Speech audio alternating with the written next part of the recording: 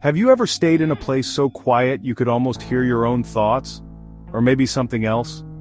Somewhere that feels just a touch colder than it should, just a bit too empty, like the walls are holding their breath? That's what happened to Omar. He's a quiet sort, barely ever noticed. That night he just needed somewhere to sleep. Nobody told him about room 313 at the Red Hollow Hotel. Nobody ever does. He arrived late. The lobby was deserted except for a tired receptionist who paused just a second too long when she handed him the key. Room 313? You sure? She asked, her voice barely above a whisper. Omar just nodded. What choice did he have? The hallway was classic nightmare fuel flickering lights, threadbare carpet that muffled your footsteps, old portraits with eyes that followed you just a bit too closely. He found his door, turned the key, and stepped inside. And instantly it felt wrong. Like the air itself was heavy with secrets. The smell was musty and damp, like rain that never really dries. He sat on the bed, tried to convince himself it was fine, but then he heard it. A whisper. So soft it could have been his own mind playing tricks. But it came from inside the room, not outside. He's here, again. He froze, every hair standing on end. Hello? He called, voice trembling. No answer.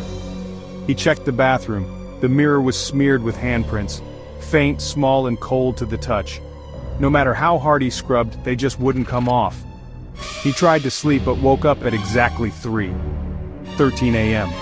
The room was freezing. That's when the whispers came back, louder, layered, desperate.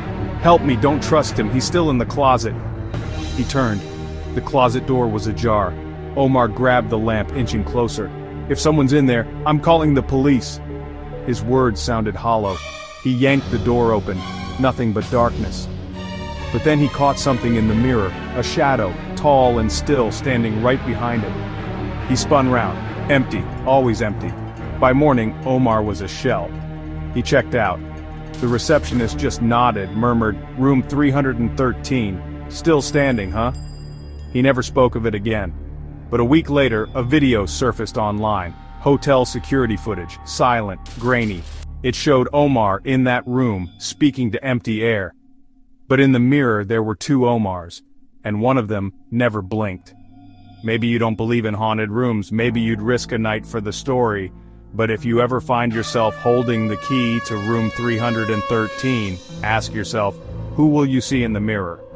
Room 313 is always waiting.